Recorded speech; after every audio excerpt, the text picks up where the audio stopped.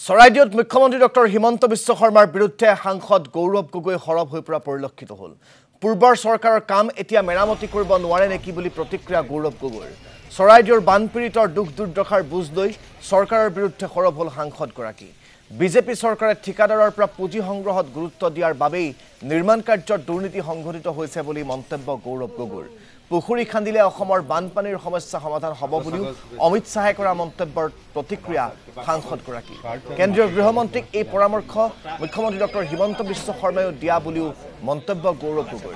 নিজৰ ৰাজনৈতিক জীৱনৰ প্ৰতি আশংকা আহিলেই হিমন্ত বিশ্ব শৰ্মাই জ্যেষ্ঠ ৰাজনীতিকক আঁতৰাই পঠিওৱাৰ অভিযোগ তুলি সৰব হ'ল গৌৰৱ গগৈ।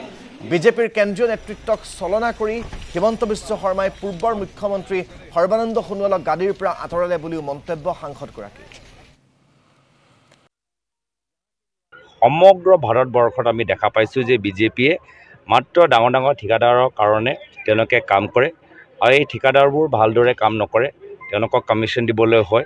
তো সেইকাৰণে কামখিনি তেওঁলোকে শুদ্ধ নকৰে।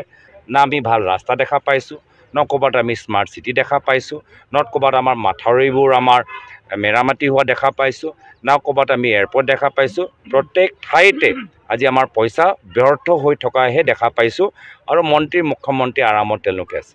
বৰ্তমান চৰকাৰৰ মেৰামতি নহয় নেকি? আমি ঘৰখন বনালোঁ, উত্তৰাধিকাৰী হিচাপে তেওঁলোকৰ এতিয়া কাম হৈছে মেৰামতি। বাছ গোটেইখিনি কামটো আমি কৰিলোৱে, এতিয়া খালি মেৰামতিহে কৰিব লাগে। মেৰামতিটো কৰিব নোৱাৰিলে, ঘৰখন আমি বনাই দিছোঁ, এতিয়া তেওঁলোকে ধৰি ৰাখিব।